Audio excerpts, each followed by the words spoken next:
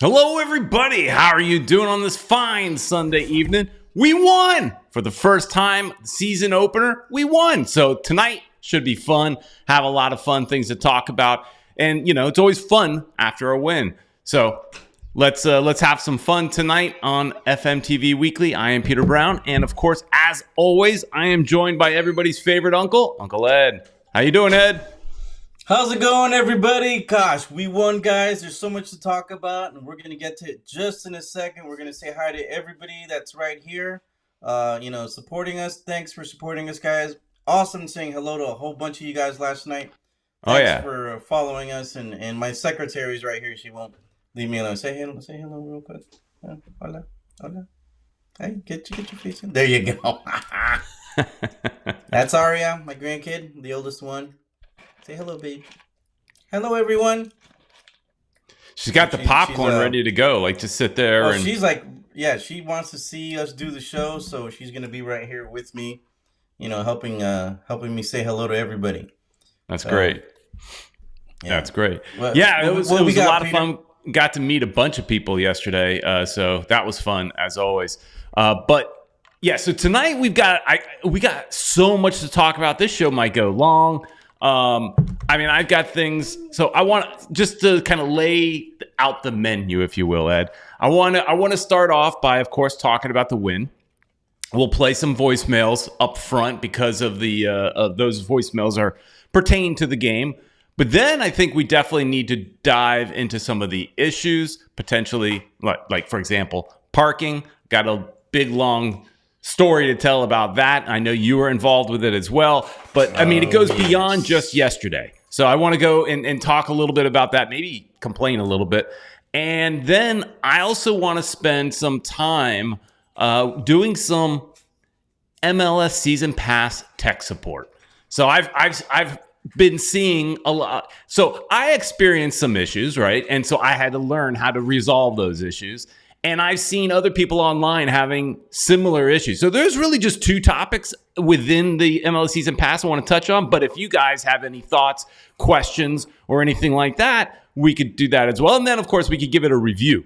But I want to do a little tech support tonight, Ed. So that's a lot on the table tonight. I'm going to need it because, Peter, I wanted to see the game last night again, and I wasn't able to find it. All right. Well, I got you covered, and we'll do that a little bit later. And you know what we'll probably do is we'll probably break that out into a separate video like I did last week with the jerseys, so that if somebody doesn't watch an hour and 15 minutes of our video, they can at least catch it again and find the important piece in its own little video. Yeah. So we'll probably do that as well. So before we get to all of that, let's go shopping at Caneswear, because that's where you need to go and buy all your Inter Miami gear. They're getting ready in the summer to open up a larger store where they'll be able to showcase even more Inter Miami gear. So this is where you need to go to get all the new stuff. They're going to have it soon if they don't already. But it's located in Davies on University, south of 595. Best prices in town. Bunch of good guys. Help out a local business, Ed. And also, before we say hello to everybody, you can always join the show at 786-474-4435. We don't always mention that, so I want to get that out there. But yeah, you guys give us a call and stuff, and we want to say hello to a whole bunch of people. A lot of these people we saw last night, and thanks for coming up to us. We enjoy when you guys are say hello to us. Some people were complaining up here that they didn't see me. Yes, I did get some complaints because, I think we're like twins, joined on the hip or something. So they always think we're together. It's like right. But yeah, that's not the case. Peter's got his own life. I got my own life, guys. We don't, we're not roommates or anything. So I'm on time to things. We'll get to that. Well, we're gonna get to that in a second. But let's start saying hello to some of the people on here. Brian King, one of our longtime listeners. I didn't see him last night. I did. Saw him, Peter. I saw him. Anthony Ornelas is with us as well. Another person that was late like I was, Esteban Dido. Oh, was he late? he was saying I saw a comment around there where he was a little bit late. One of the guys that we saw together, Kevin Gonzalez, on the way out, we caught up with him. How you doing, Kevin? He actually lives close to your brother, he was saying. Yeah, he does. Yeah. Bruno Vieira, how you doing, my friend? All right, we got Juan Rodriguez. There you go. Yes, calendar was amazing, and we're gonna talk about that all in a second. Maybe he should have won man of the match. Yeah, maybe. Kata is also with us. Kata, another one of our frequent listeners. We got Anthony Manzano.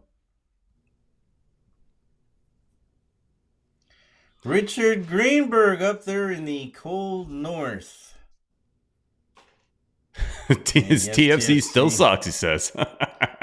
Yeah, and Insigne went down. I saw the highlights on that. Oh, goodness. Oh, man. Alfredo Aguilar Arguedas is also with us from Costa Rica. Nice. He probably follows Lassiter, I would imagine. Nice. And we've got Jose Camacho. How you doing, my friend?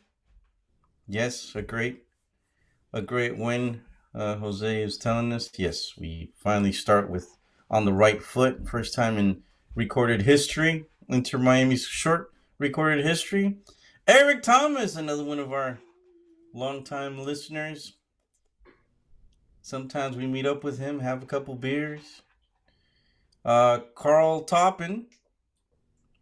How you doing, Carl? We got a nice bunch of people today, Peter. I don't know if we're gonna have time to say hello to everybody. We got One World, One Goal.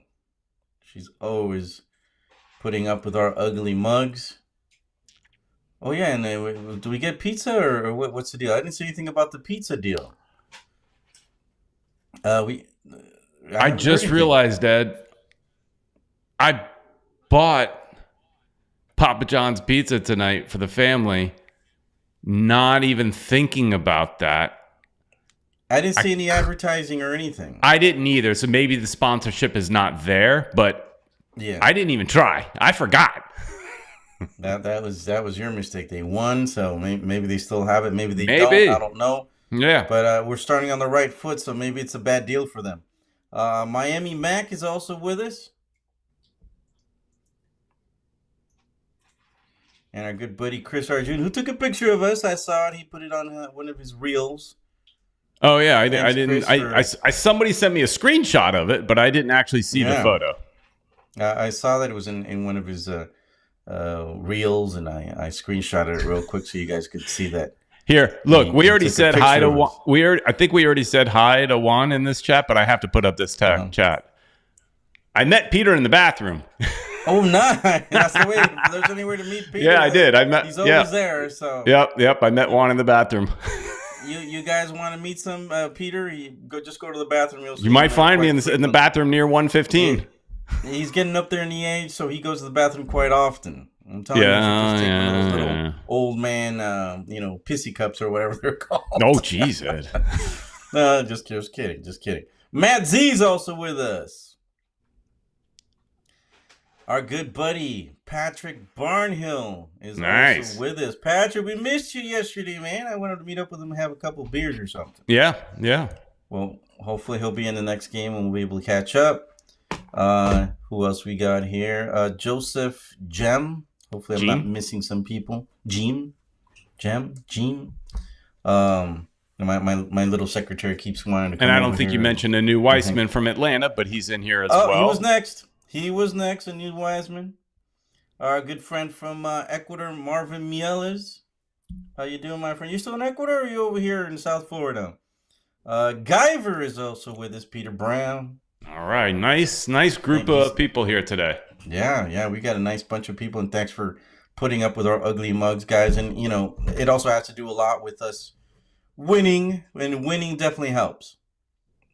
For sure. Yeah. First, I was prepared for this to, they always start slow. And I started off, thinking that are we better than what we were last year? And I'm unsure. In some ways, Martinez being on the team is maybe better, but we don't know what version of him we're getting yet. Still, we're not sure. Defense might be slightly better because we brought in 2 guys, but again, we didn't know until maybe yesterday. And the midfield is not as good probably because we lost Pozuelo. So I was going into this weekend thinking we got a chance because Montreal is in a similar situation. They lost 3 or 4 of their players. They sold them off. They lost their coach. So they're a team in turmoil, and they got the coach Lozada from DC, who failed in DC. So granted, everybody fails in DC lately, but so I was expecting a tie at the best. I was hoping for a win, but yeah, this was a great feeling. First home opening win in the short club history. Yeah, I think it's like you said, it's great to start off with a win. What version of this team do we have? I mean, are we going to be that successful? I'm kind of skeptical because we're going to go against a really tough team. Next week, Philadelphia, which they haven't lost many players as Montreal has. Montreal is kind of a little bit of it's a different kind of version of last year's team. They were pretty strong last year. But Philadelphia is going to be the real test, Peter. Philadelphia, I think we're going to get a win on this one. Yeah, Philadelphia. They're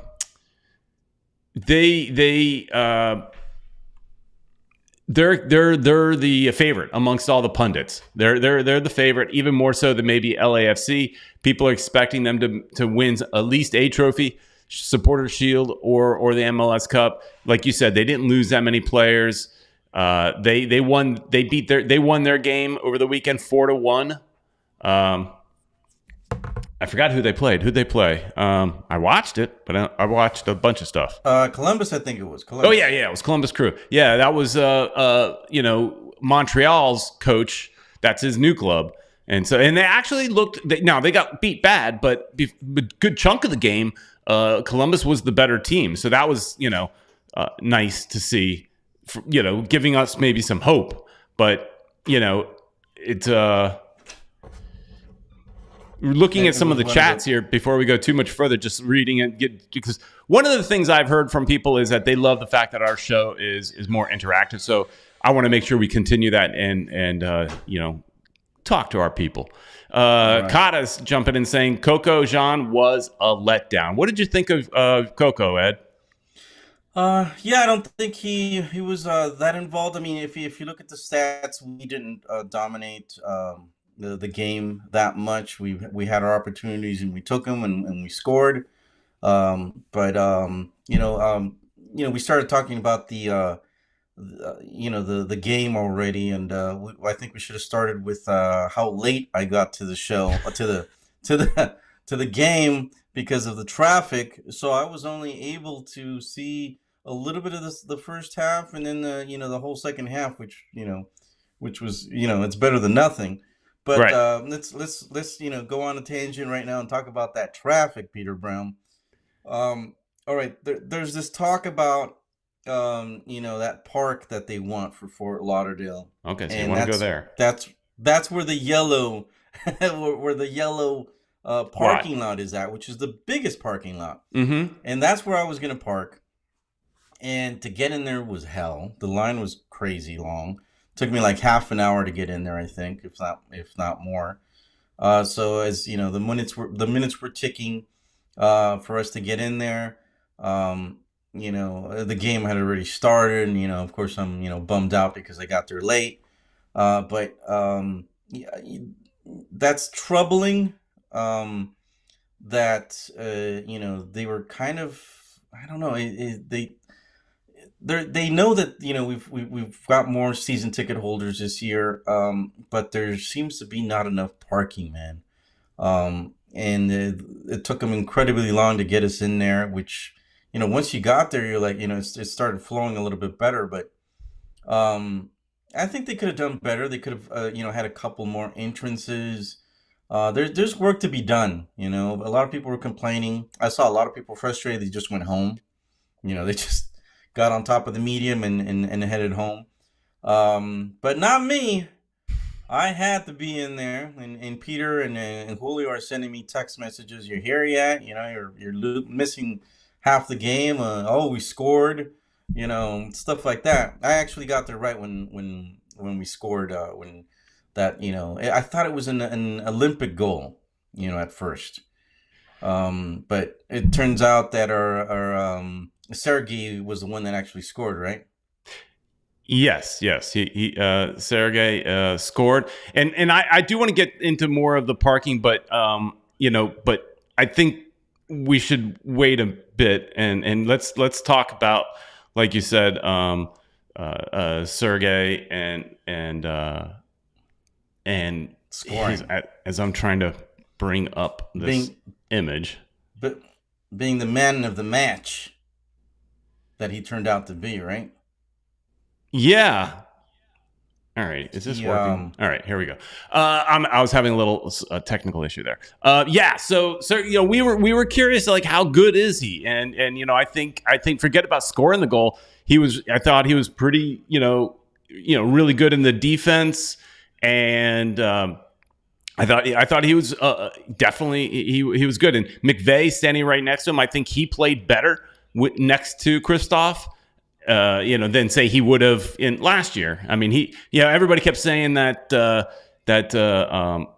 McVay is better at center back, and I'd seen him at center a couple times, and I was like, meh, but alongside this guy, he was good, and that was a fun goal. I mean, he just kind of bodies it in, and if you I watched that several times. Him and McVay were like right there with each other.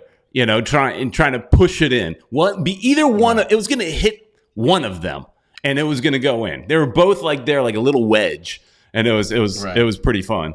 Alfredo Sergey was the one that got his body in. I thought that was pretty cool. Yeah. For him, being from Ukraine and all of that, it's a big deal. I think for MLS as well, because they get to say, oh, well, our Ukrainian, the other Ukrainian in the league, scored, and he's a defender. So yeah, I thought that was cool. Yeah, Alfredo was saying he was a great addition to the squad. One world, one goal, saying Sergey made me tear up a bit. He said in the presser he loved the fans because coming from their war-torn country, they had to play in front of no fans, and he appreciated hearing ours. So he probably didn't understand many of the chants, but it must have been pretty exciting. I read that he bought, I think it was 20 tickets for some local Ukrainians, and so that he made sure he had his own support section. And nice. And there were some fans. I noticed at the end of the game, him going over to some fans. They were holding up a Ukraine flag. Sign. It was like a flag sign, it wasn't an actual flag, but so he went over there to say thank you to them and all that. So that was good. He got a little bit of love with that. But then, what about this guy, Ed? On the second half, young guy comes in, and here's the one thing I liked about Neville in this game is he did give a chance. He played a lot of the young guys. Kramashi came in, his son came in. Borgelin came in, so we got to see quite a few of the people that have come up through either Inter Miami 2 or the academy. And so, this guy who was tearing it up last year in Inter Miami 2, scoring 14 goals. I think he was tied for fourth in the league with the number of goals scored. And I watched a video of him on the team put out. It was on Twitter, and he was basically saying thank you to the team and how happy he was to be to the team, and the fact that he didn't even think he would ever play in MLS, and to score in his first ever game was very, very meaningful to him. So it was a really cool moment for him as well. And then the confidence that's going to give him, now he's not going to be afraid of getting in there, and he knows he can score, even though it took him a couple of shots to get it in, but it didn't matter. He scored a goal and gave us that 2-0 comfort zone that we needed. I'm glad for him. He got it in. He looked a little sluggish at times, but he was always in the right spot. There was another header that Pizarro threw in there, a center that he threw in. He was able to head in towards the goal.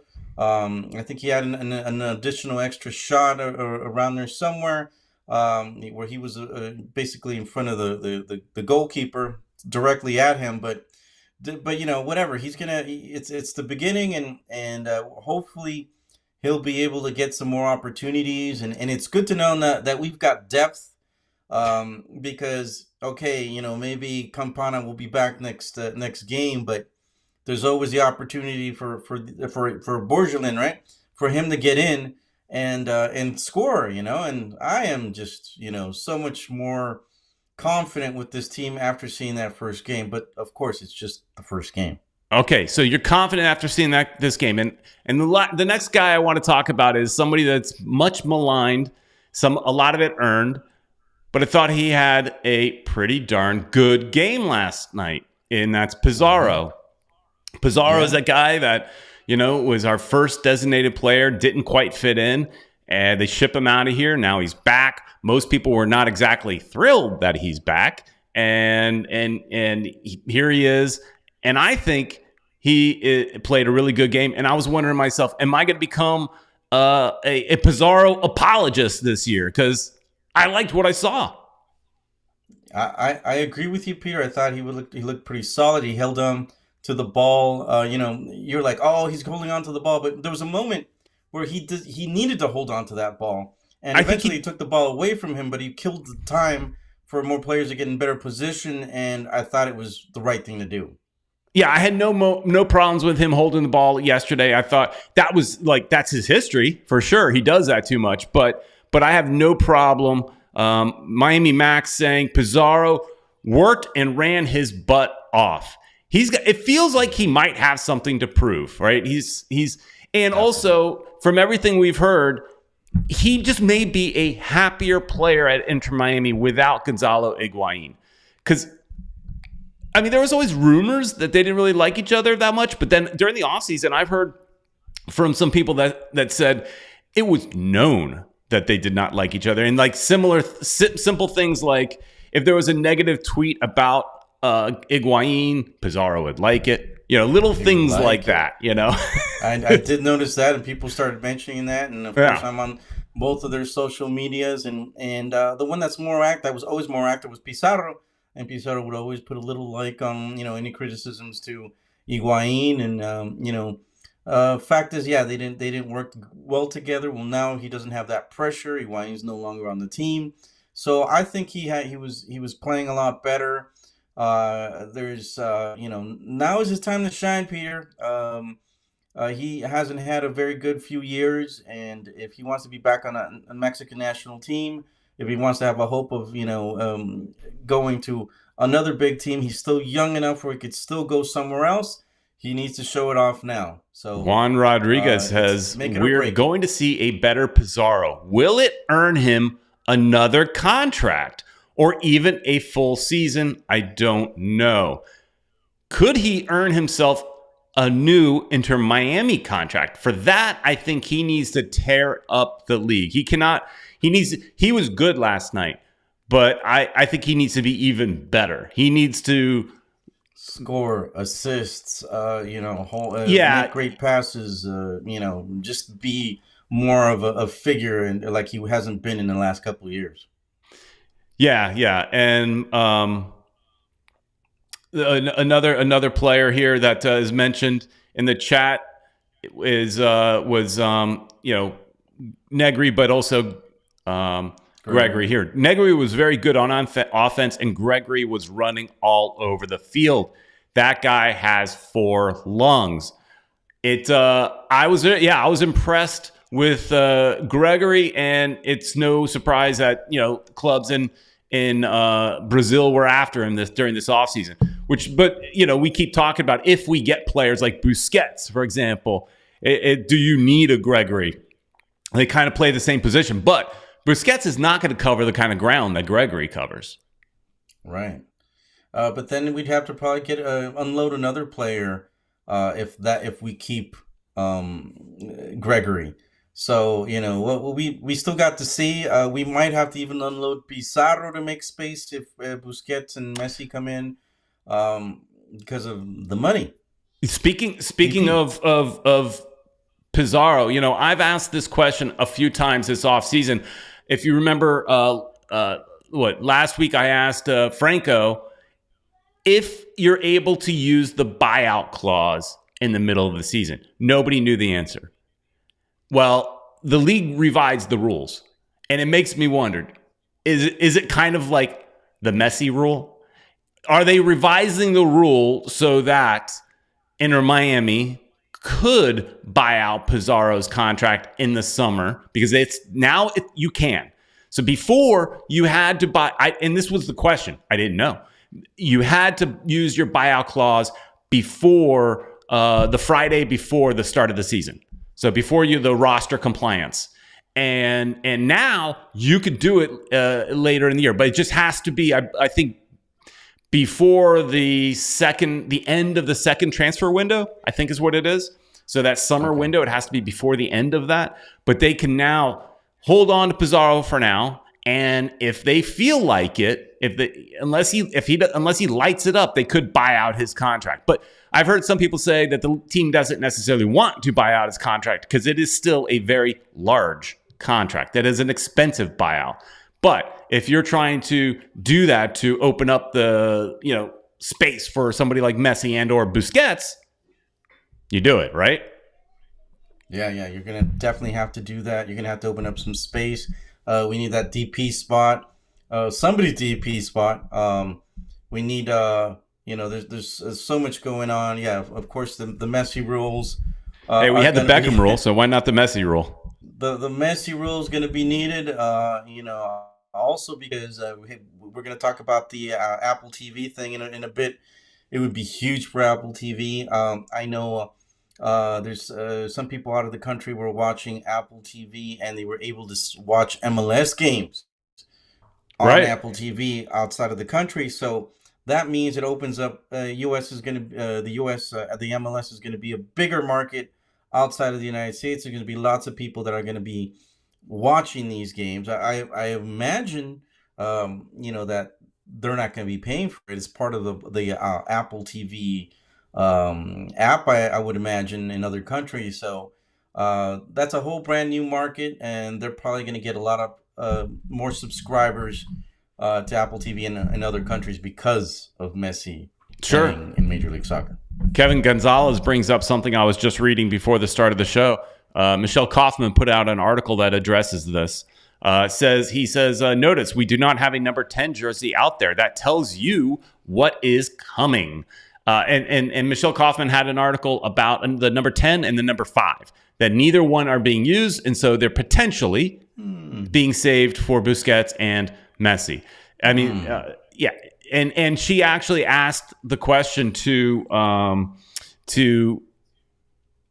Phil Neville, like, how do you manage a team? Looking for the article. How do you manage a team where it's kind of like two different seasons? When how do you? You're playing right now, kind of with one hand tied behind your back a little, because you have DPs and you're not using them, and you're saving them for a maybe in the summer. And so when she asked the question, this is what was said, is asked how he manages his players knowing the roster could radically change this summer. Coach Phil Neville told the Miami Herald, you've got to break the season down into two, really, from now until July. And then we know in July we have the potential to strengthen. But we can't wait around and say, oh, well, we'll be okay in July. We've got to start well, get ourselves in position, win in June, July, if we bring in players. And then, then they can add to whatever is what is a good start of the season. So yeah, we have to start well so that we can, finish well. But Ed, let's listen to a couple voicemails before we go much further, because they want to celebrate a little bit too. It's time for your voicemail. Hello. Woohoo! Hey, it's Italian One World One Goal. Hey, Peter and Uncle Ed and all the great fans. Woo! We actually won our first season opening game in front of a nearly packed house. So super glad for Coach Neville and all the new players. Of course, Chris Henderson looks like a genius with this signing. And I'm so happy for Sergey or Sergey, or however we say his name. That's his nickname that the team gave him, and he approved. And what a way to score, you're new to the league, and bam, you get that goal, the momentum looks good. And then as soon as they subbed in Borgelin, you could see in his eyes he wanted to score. And remember that I was telling you the first year that the Inter Miami 2 team, which at that point was called Fort Lauderdale, was more entertaining, more South Florida style than our main team. And now those kids are finally getting a chance to be on our main team, the first team, and looking good. He scored a beautiful goal and is a Margate native, 21 years old, Haitian American, brilliant player, and was very happy to see, the team, all the signings Chris made look really intelligent. And for once, we won a game, had a shutout. Of course, Drake Callender very solid, and it seemed to gel really well, even though we had Campana was out and with an injury already, and a couple other guys got a little banged up where they're still trying to get into shape, like Martinez. But the goals will come. We're looking good. So love you guys. Love the show. She mentioned Callender, and we briefly mentioned him in the beginning that maybe he should have gotten man of the match. He also almost cost a couple goals too, right? His footwork, he needs to work on that a little bit. But his handwork, his reaction, he was on fire last night. He saved us a couple of times. He did make a boo-boo towards the beginning, a couple of bad moves that he's done. Yeah. Definitely needs to work on that. Otherwise, it was a solid presentation by him. He should have been probably the man of the match, but they give it to somebody who scores. Yeah, usually. But whatever. He knows he did good. He got the shutout. So that's all that matters. I think makes the defense feel a lot more solid. But we got a big test coming up. That's gonna definitely tell us where this team is actually at. And One World mentioned Borgelin, and yeah, he's from she said Margate. In the write-up they say North Lauderdale. That's actually just south of Margate, and his dad is actually the mayor of North Lauderdale. So I don't know exact his address, but the reporting says it's North Lauderdale. But local kid, Haitian. If the Haitian community finds out that he's playing, maybe they'll show up. We've got a huge Haitian community. I've seen it before with the lower level teams that you bring out I know this is an argument we've had it with Esteban Dito from time to time, that don't bring in players just so that you can reach out to that community. You don't bring in a Cuban just so you can get Cuban people. But if it ends up working out, like you went out and you got a good player and he happens to tie into a local community, then all the better. So if we could get them to the stadium, that would be awesome if they find out that he's actually playing. But the other thing is, he's a local kid, but he actually, before playing for Inter Miami 2, went to the Philadelphia Union Academy. Because back then we didn't have anything, right? So they swept him up, and we had to actually get his rights from Philadelphia. So he kind of maybe can give us some insight on Philadelphia. Not that we probably really need much because we've played them a handful of times, but whatever, it's always good. Yeah, and it's like I had said before, it's great for him to have already scored. Yeah, he that gives him a lot more confidence, and he's probably going to be coming off the bench for one of our forwards. And he's a big kid. Somebody in the chat earlier mentioned that he reminds them of Altidore. So and I could see that, because you also said he felt a little sluggish at times, and so does Altidore. So yeah, and it might be because of a man of his size. He's like 6'2", 6'3". He's a big guy, and I love the fact that he's an imposing person up top. I like that. Definitely, he could play as a point man. He's up there. Like I said, Pizarro threw a center towards him. He was able to get it. Maybe we throw some more centers. Hopefully, he can, maneuver it in a way with his head where he can score a couple of those. It'll come in handy also in the defense. So, there's a lot of potential there. Yeah, Kata's correcting me. He's 6'4", even taller. So yeah, that's great. But I was surprised when he came out on the field because he's just got a contract. I mean, he just got his contract, and here he is. But when you got someone, probably in the normal situation that he may not have gotten that opportunity because Campana would be playing, and even if Campana came out, you probably would have Robbie Robinson go in. He would probably get called up before Borgelin. But Mr. Glass is hurt like always. Always injured. And Campana's another one that's been getting hurt lately, man. Yeah, I know. They're neck and neck right there. Robinson's still ahead, but Campana's right there following him on the Mr. Glass category. So I don't know what needs to be done with these guys. Why are they so delicate? But we need them to be playing. And Robinson, I think, has a lot of potential, but lately he's just getting hurt too much, and I got a fly around here messing with me. I'm gonna kill him. Yeah, all right, one more voicemail. Here we go.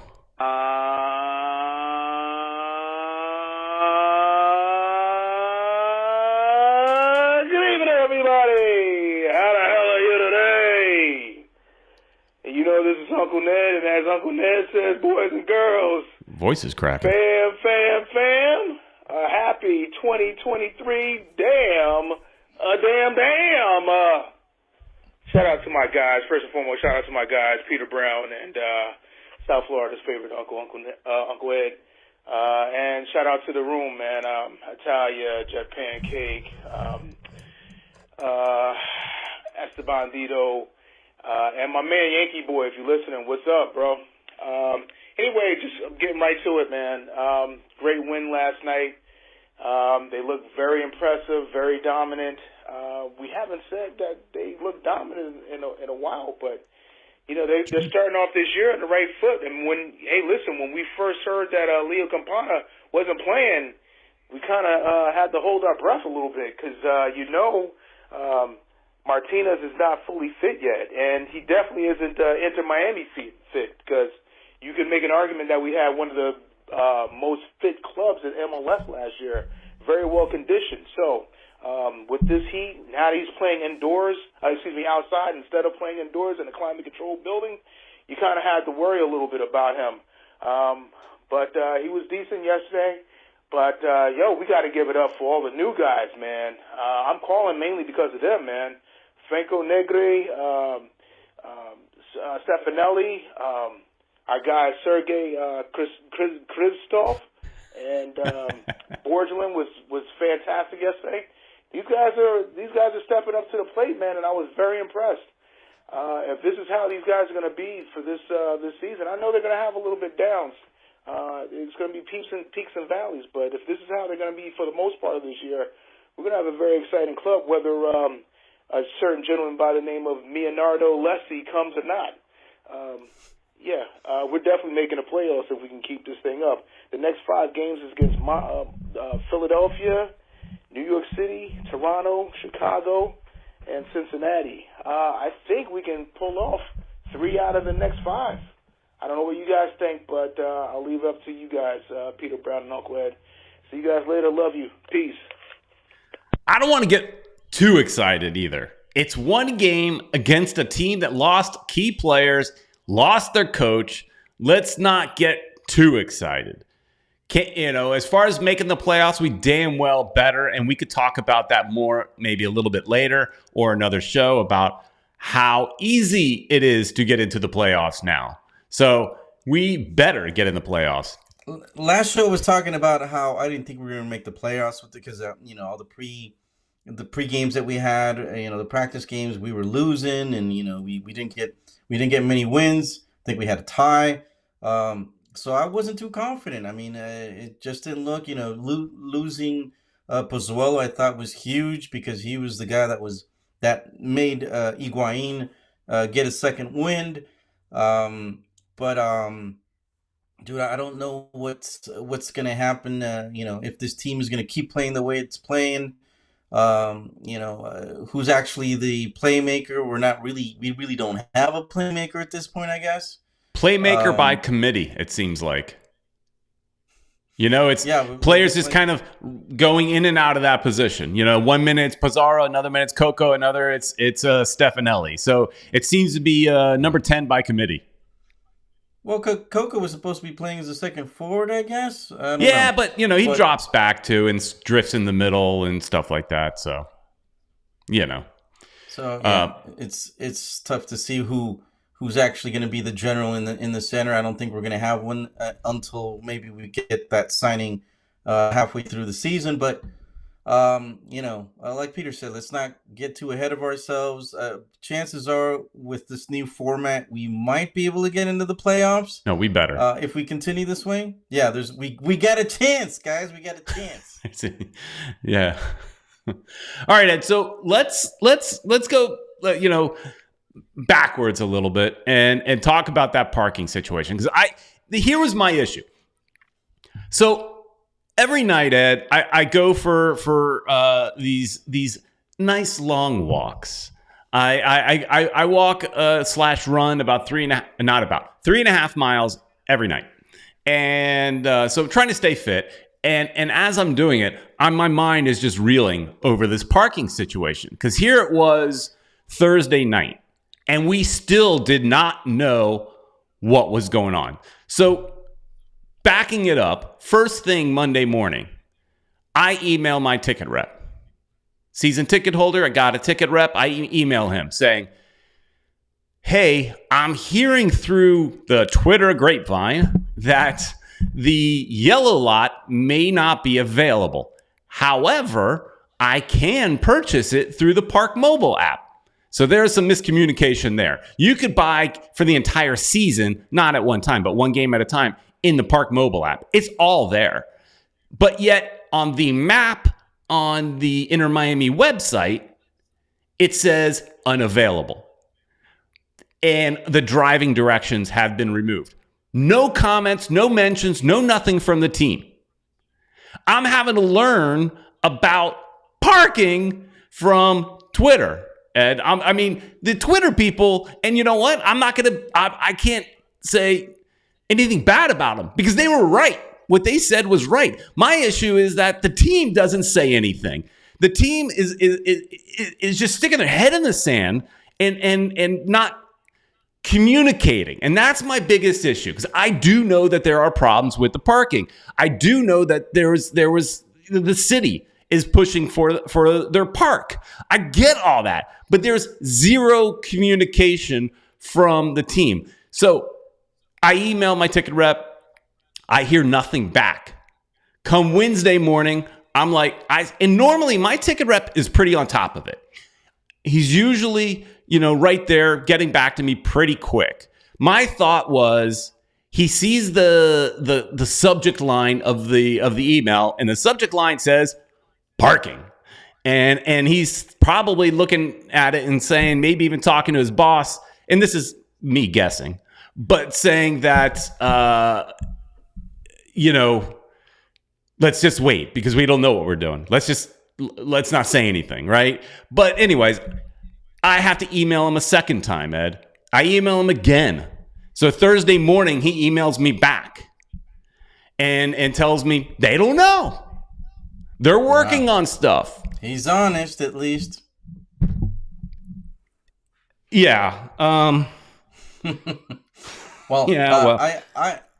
hear what you're saying, man, because that's back up a little bit. A few days in the beginning of the week, there was talk from I think one of the councilmen from Fort Lauderdale saying that she, they're saying, hey, we want that park, and that's where the yellow lot is.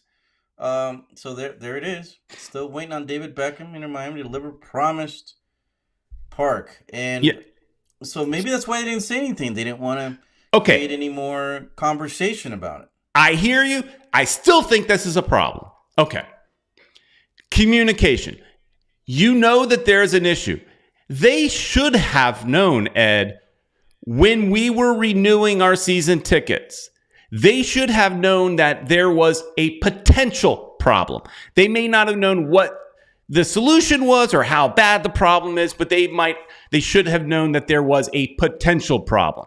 And that's my issue here is communication. They should have communicated the fact that the commissioners are pushing back and they want their park, and we may need to address this. So we would highly recommend you pre-purchase your green lot parking for the season, which I asked in my email, if yellow is not available, can I buy green? They said, sorry, green is sold out.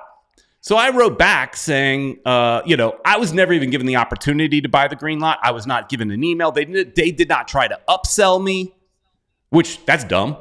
I mean, I would have probably paid for it because and normally I don't pay for the green lot because I do like just doing it $30 a week and that's it. If I miss a game, I don't have to pay for the parking. I like that. But if I knew that there was going to be a problem with the yellow lot, I would have paid for the green. But I can't now. Right. It's sold out.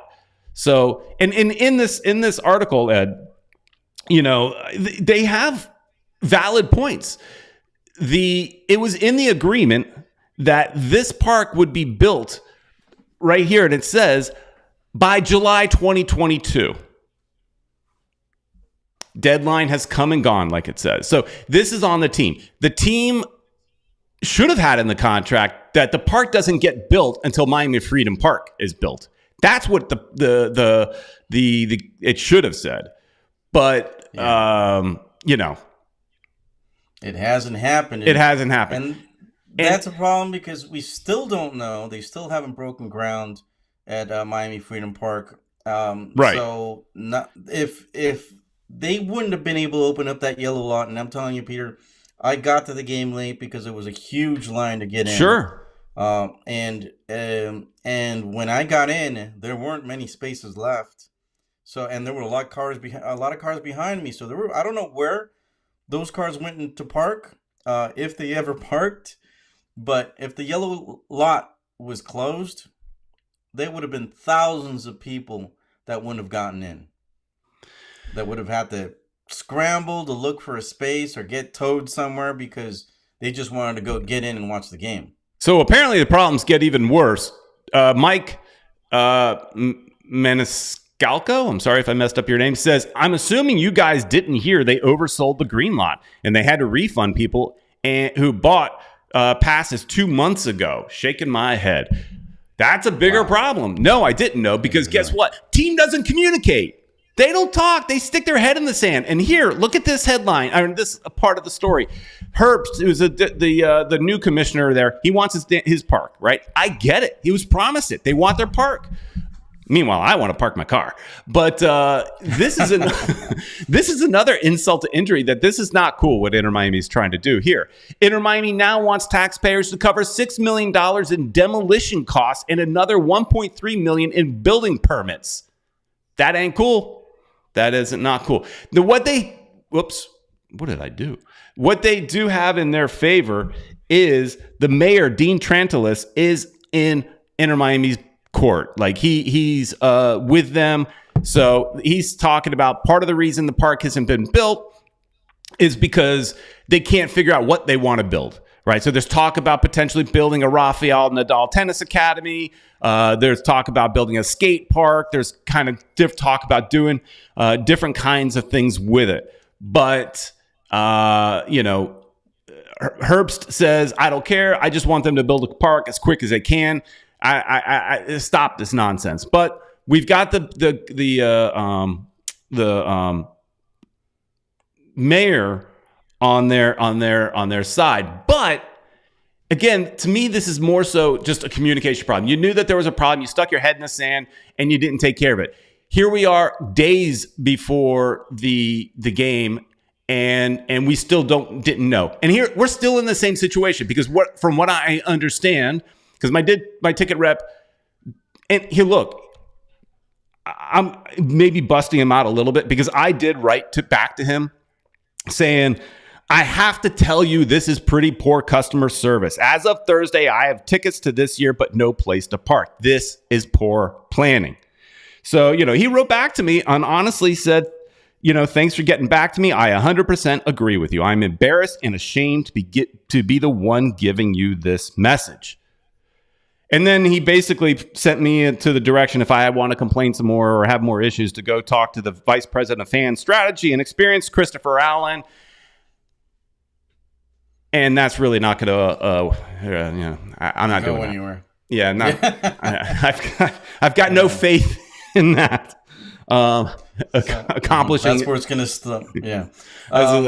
I know Chris Allen. It's not going to happen. So the issue too now is, so from what I understand, he did mention that this situation, they gave us free parking, which was great. But some people, I think I saw that Kevin Gonzalez paid for parking through the Park Mobile app when he could have gotten it for free. But he was proactive and took care of it. So I get it.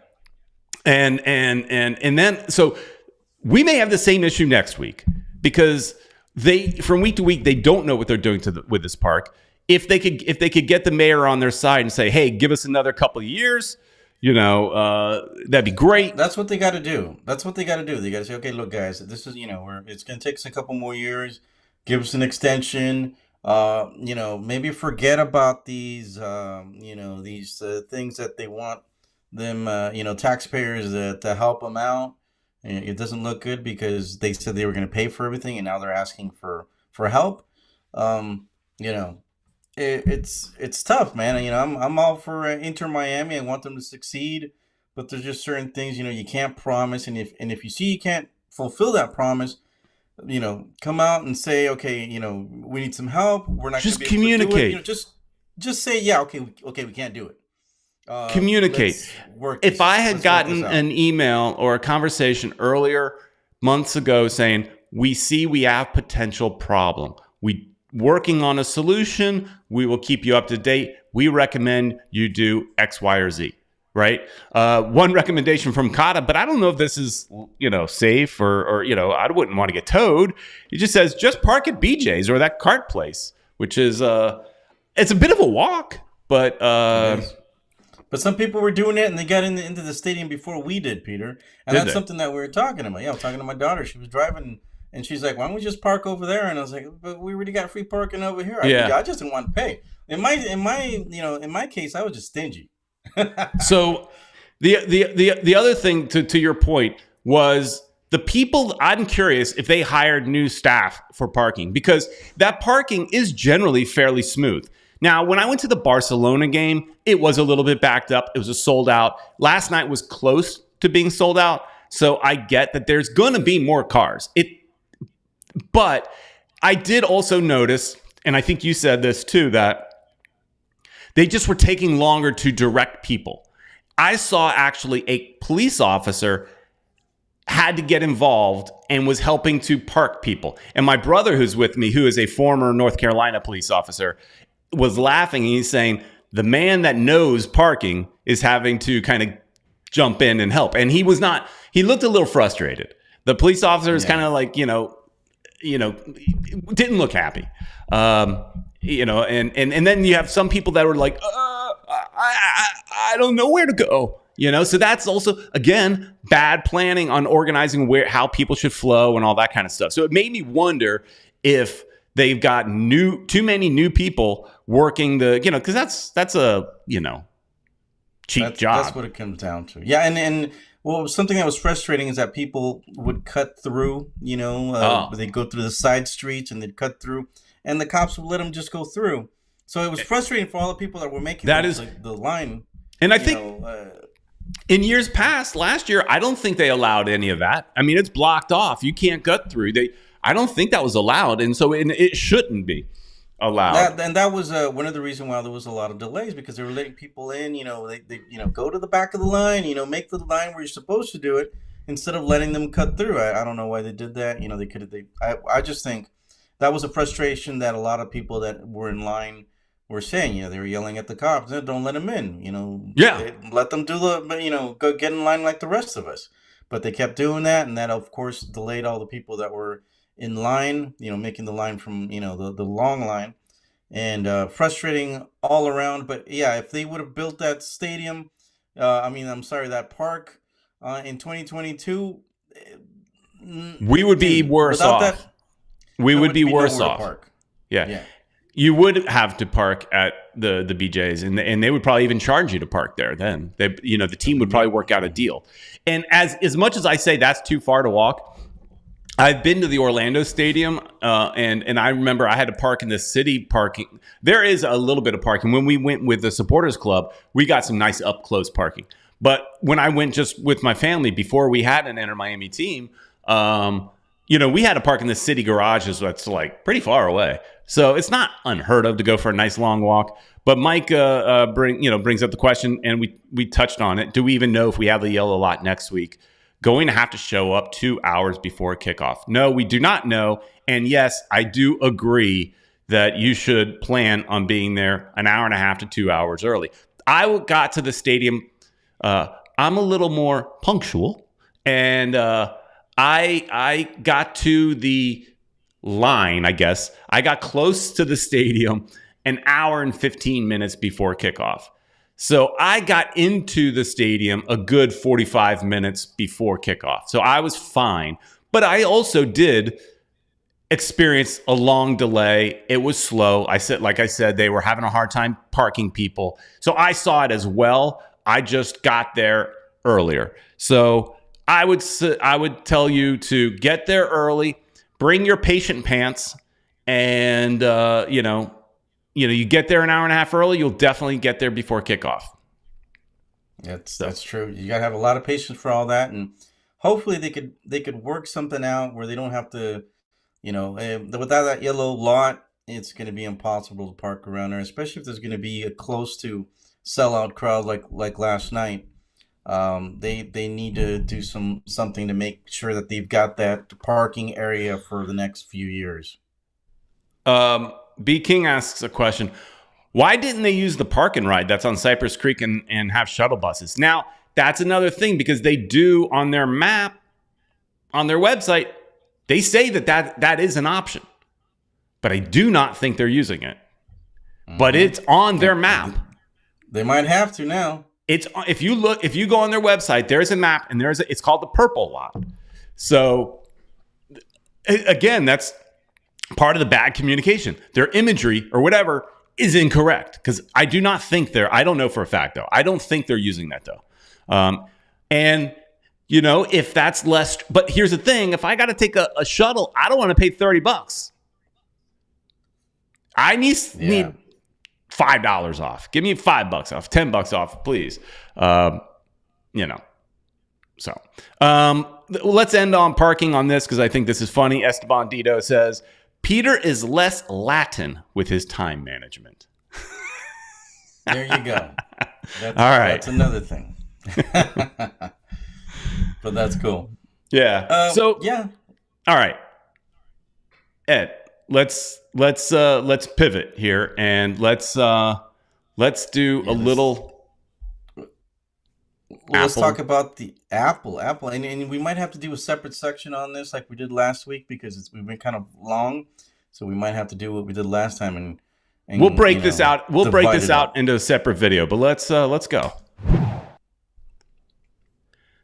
So I wanted to do this, Ed, because I've seen a lot of people are having issues with Apple. And I kind of know a thing or two about Apple. I'm pretty good with it. So we're going to do our tech support, and we'll do this as many times as we feel like we need to, and answer whatever questions. If anybody else has any questions or problems, see if we can come up with the answers and help everybody out.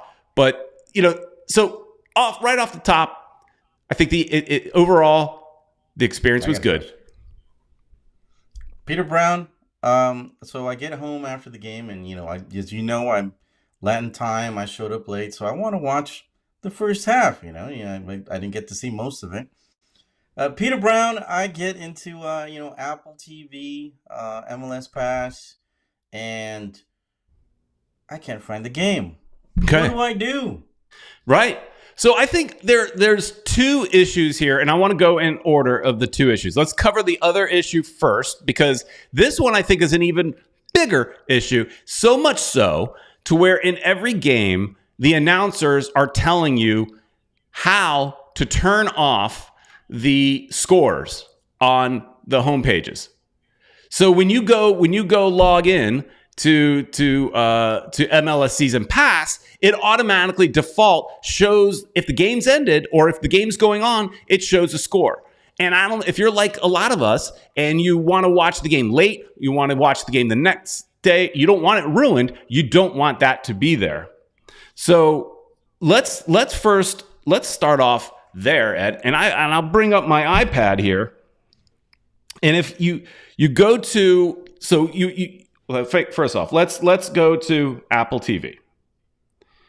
Let's go to Season Pass, and we're going to see what I'm talking about. We scroll down here all the way to the bottom. We'll see there are scores in here. I'm going to click into this Dallas game, and I can already see the score. It's ruined. I haven't even had a chance to watch it. This pisses me off. Score, you don't even want to watch anymore. Don't need to. Forget about it. You're going to go into now. If you're on an Apple product, this is how you're going to do it. But I'll also talk you through if you're not on an Apple product. But let's first start with an Apple product. You're going to go to your settings, and let's take this down. And in your settings, you could just do a search, nice and easy. Let me interrupt there. I like your Wi-Fi, Rosa Negra. Oh, you saw that? Yeah. Well, at least it didn't show the password. Yeah. That just shows you I live and breathe this team, right? Mm-hmm. So you go to your TV app. So you click on TV here, and you scroll, and you see where it says Show Sports Scores, and it's automatically defaults to being green. Turn that off. Oh, nice. I'm going to do that right now. Turn that off. You could do that on a non-Apple device as well. We'll get to your questions in just a minute. Bruno, I think we just answered your question. How do I shut off seeing those scores? There you go. All right, so let's just go back to let's come back here for a second. If you are using a non-Apple device, so first off, One World, One Goal is saying the Apple TV was trash on non-Apple device, 13-minute dead air, blurry, freezing on the browser, can't use the app, couldn't hear fans, supporters, group noise, volume problems, camera too far away, choppy feed. Some of that is specifically an Inter Miami problem. But as far as you saying the Apple TV was trash on non-Apple device, I don't agree. But everybody's experience is different. I have activated the Apple TV on my Fire Stick and on my Samsung TV, right? So the smart TV. So two things that are not Apple related. The functionality is the same on both. So if you want to go in and you're on an Android device, or if you're on Fire TV, Roku, your smart TV, what have you, within the Apple TV app, there is also settings. And actually, let me see. I think I took a picture of what that might look like. And let's go back to here. And this was me taking a picture on my TV. And you can see you go into your settings. And so there's a little gear near the top right. And it's a similar setup. You just scroll down to where you see sports scores, and it is defaulting to on. Turn it off. So this is a non-Apple device. And it's similar functionality. You just got to go into the settings within the app. Now, if you're on an Apple device, it's not within the app. It's within your, Apple settings. Mm-hmm. And so there's that. All right. Now, Ed, to go back to your question. So now you can see no more scores. Isn't that great? Nice. No more scores. Love it. Love it. But I want to see this game, Ed. And so you had this problem, but let's go and find the Inter Miami one. Inter Miami. So game, here's how you're gonna. Here's what you wanted to watch. Here's what you want to do. First off, it says follow your clubs. Follow your club. Go in there, and it's basically going to ask you to. You're basically favoriting your club. So now it's at the front here, right there. Click Inter Miami. So this is called their club room. So you're going to have all the Inter Miami content in this room. You scroll to the bottom, and you will see your past match. Okay, click in that. Here is a problem with the Apple TV. This they need to improve. This big call to action button, watch recap. It looks like that is your only option. Yep, that's what it looked like. You can only watch a 7-minute highlight reel. That's not what I want. I want to watch the entire game again because I'm a diehard fan, and I watch the full game. I get home and I want to watch it all over again. That's just how I'm wired.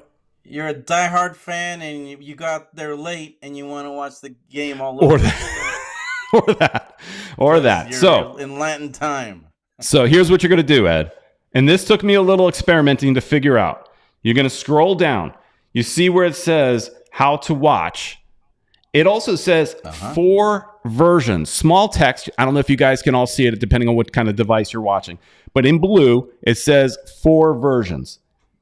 Don't click the big. If you're doing this on an Apple device, do not click the big badge. Click the blue text. You click the blue text and your options appear. You can watch the recap. You can watch it in full game replay, 90 minutes in English or in French or in Spanish. French. Well, look at that. In Francais, you could learn about the game in French too. Right. Wow. Spanish. Now, if you are on one of those non-Apple devices, like your Samsung TV or your Roku device, for that, you're going to take your remote control and you're just going to click the badge. So you would just click it actually tells you to click and hold for like 3 seconds. So you'll click and hold for 3 seconds, and then this window will pop up again. Nice. So one thing to bring up that I don't like. So first off, before I go any further, this should get fixed. This is way too complicated. Apple is known for being user-friendly. They need to have, they can leave the watch recap. That's fine. They need to put another button there that says something to the effect, watch full match. There you go. Right? That's what I want. And when you click Easy full match, peasy. a pop-up should show your different language options. That needs to be easier to find. This is too difficult. Yep. Once you find it, it's no big deal. Want to press that button? Yeah. So do that. One World, One Goal says the local broadcast was good by Rongan and Chris Whittingham. The Spanish was good. Very few people knew how to find it. I did, thanks to Peter. You're welcome. So one of the things that is cool, but there's an asterisk, is you can listen to the local radio broadcast at the same time. You could turn off the announcers. And look, people did not like the female cast of announcers for the Miami game. It was 2 women. I thought they were fine, not great, but I'm also not as picky as some other people are with their announcers. But you can turn them off and listen to Rongan and Whittingham when the game is live. That's one thing I don't like and would like to see improved is if I want to watch this recap, when I click here, one of the options should be 90 minutes local broadcast, local radio, whatever you're going to call it, whatever they call it. So if I'm going to rewatch, I only have the ability, so far, as of today, I only have the ability to listen to the Apple /MLS announcers that you may or may not like. So there's that.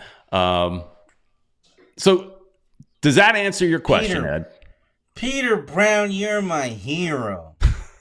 Thanks to you, I'm going to be able to watch that game tonight. I'm telling my wife right now, if she's watching, sorry, honey, just go to sleep because I'm going to watch the game. Yeah, and I've already watched it. So let's actually talk a little bit about and a little bit less tech support, but talk about the broadcast as a whole. So overall, I started off watching the Nashville game. Yeah, as I was getting ready to leave the house to go to the Miami game. That game started at 4:30. I watched some of that game. And picture quality, great. It's 1080p, awesome. Picture quality. Sound is better. It's got like nice surround sound. I don't have surround sound in my house, but it was still an improved sound within my speaker system. I liked it. It was great. Everything was good. No problems on their first broadcast that I really saw. Our broadcast, on the other hand, well, lots of audio problems. So much so in the beginning, you've got the lead announcers going, my microphone isn't working. I can hear something. Can they hear me? And, it was a mess.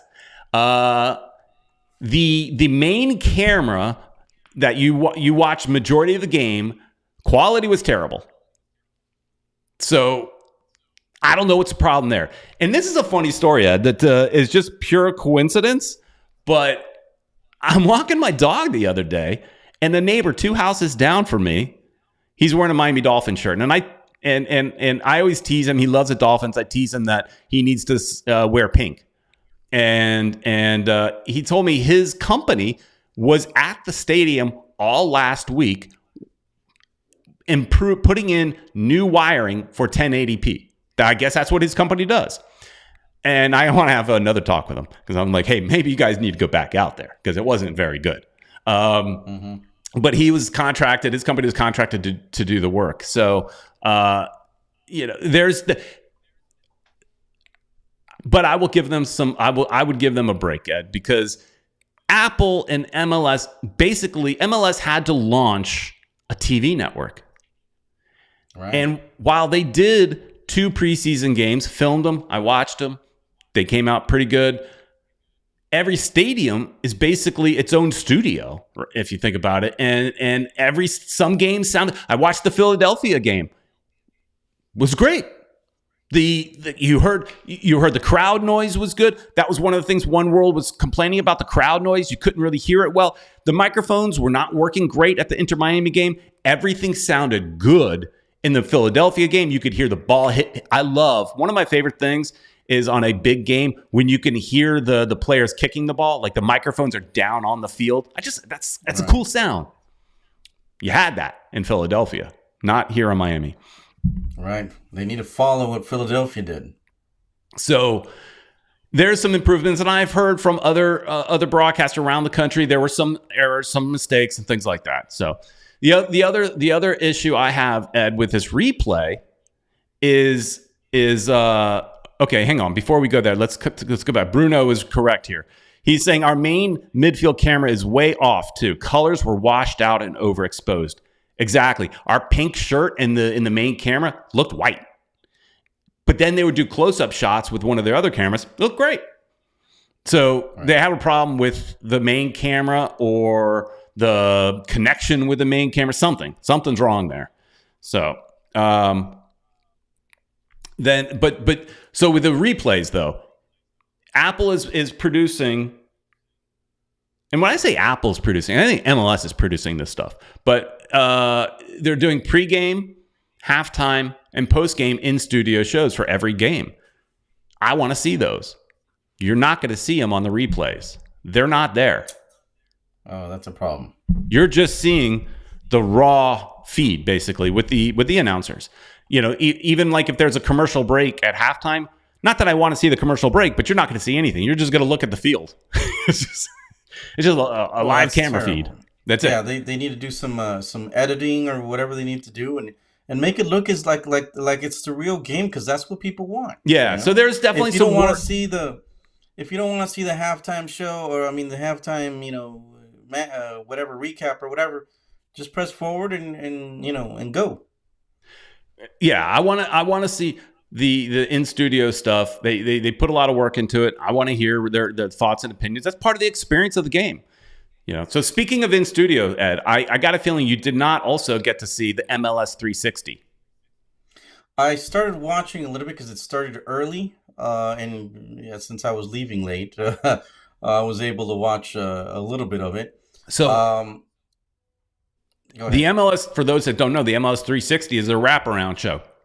It's the red zone for the NFL fans, and I got home, since I live closer, I got home fairly quick. And one of the things you can do, this is neat though. This is a neat function. If a game or a show has already started and it's live, it does give you the option to continue right from live with the show or start from the beginning.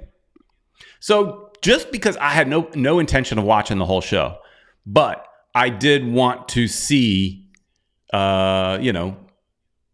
how this production was, and the 360 show there, it was pretty cool.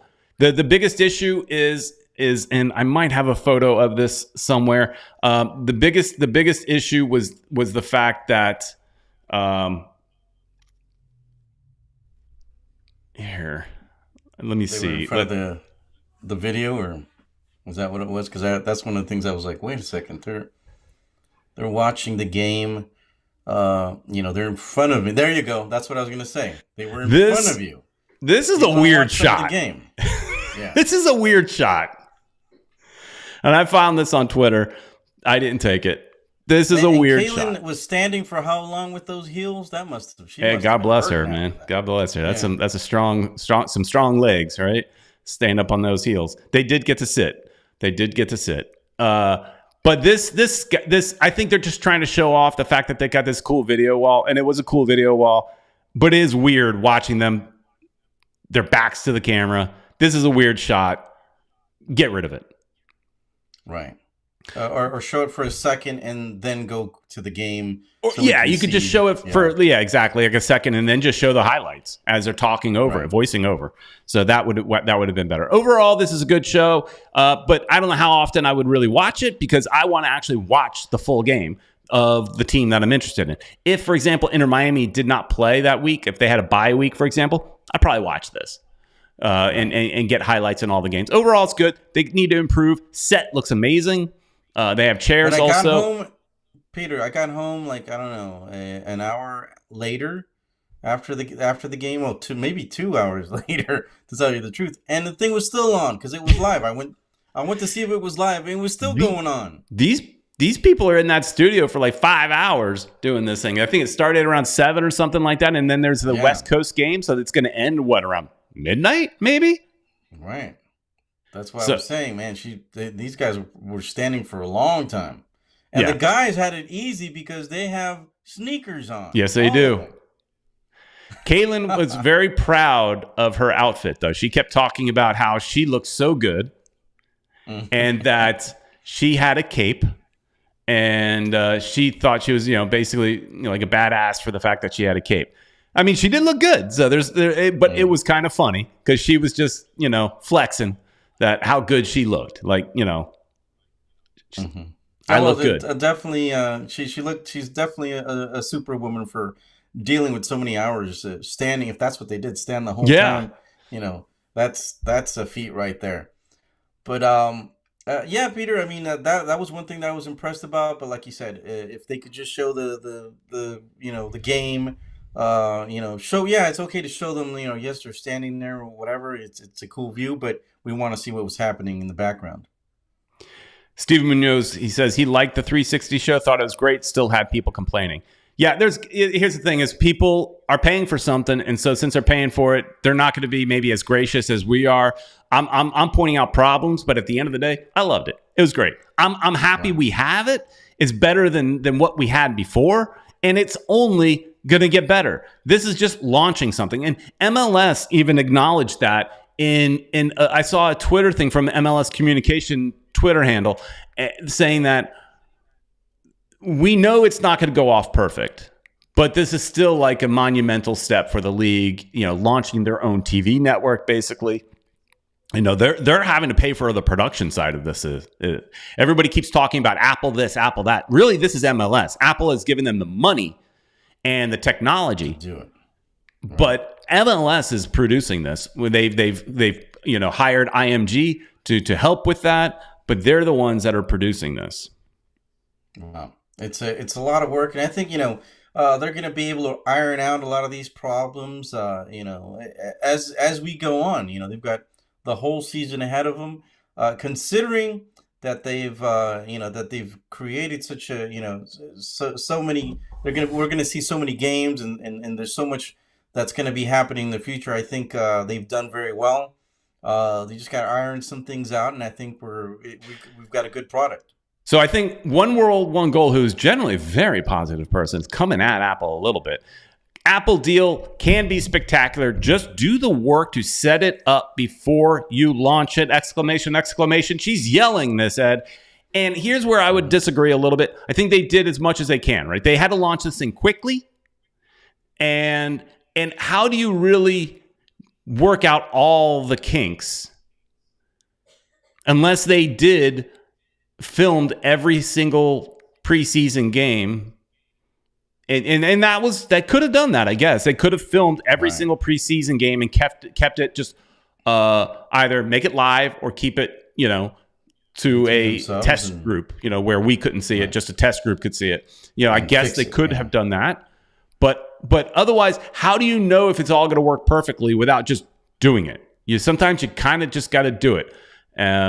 So I think we got to give them a little slack, although I do get the fact that people are like, look, I'm paying for this, and this is crap.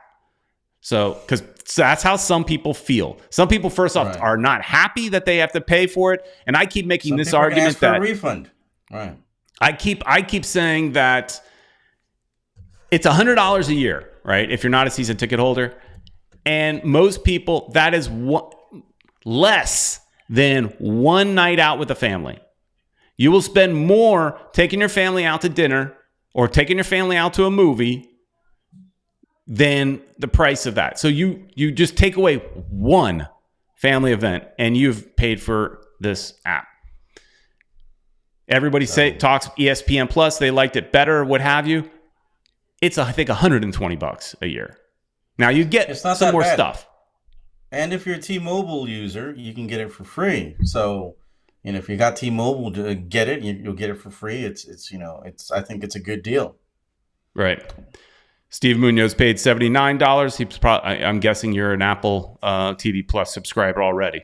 Esteban Dido says the Apple TV deal is one that will take our football league to the next level, which ESPN was not committed in doing. And if some dinosaurs must be sacrificed in order to do so, then so be it. Look, at the end of the day, people don't like change. This is change.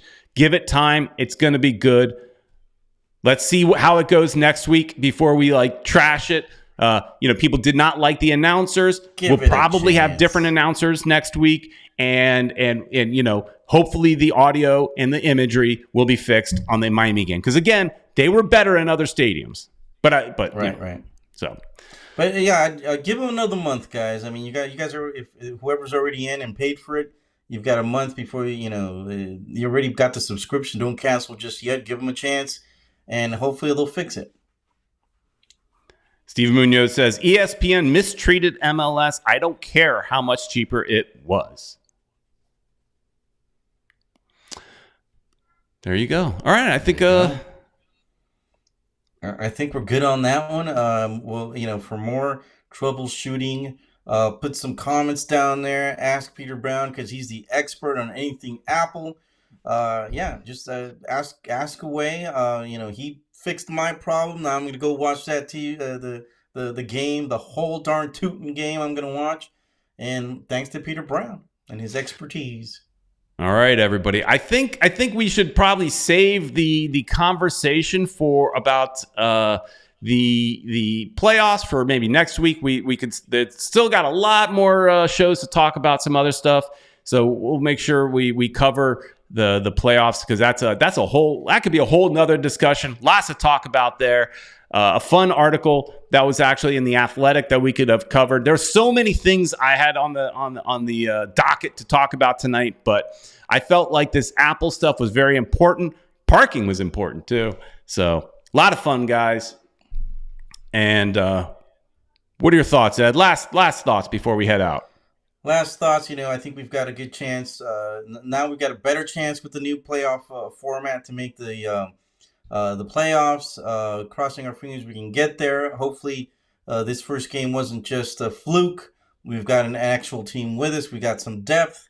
So we're looking forward to the next games. And before we go, guys, I want to reiterate, I told some people last night, I'm going to do the show in Spanish tomorrow at 9 p.m. live, every Monday, 9 p.m. live. Look for Uncle Ed and Peter Brown. Maybe he'll go in there and, speak a little Spanish for you guys every now and then. So, in your language, in Espanol, we'll have Football Miami TV. All right. Sounds like a plan. Sounds good. I'm excited to learn some Spanish. So, all right, everybody. Thanks so much for watching. Thank you, everybody that was in the chat. This was a lot of fun. You guys make it fun to do this every week. If you have any questions about the Apple TV app or just thoughts and opinions, you want to share your reviews of the Apple TV app, leave it in the comments, and let's have some fun with those comments. So thanks, everybody, for watching. Please like, share, and subscribe. We'll see you next week.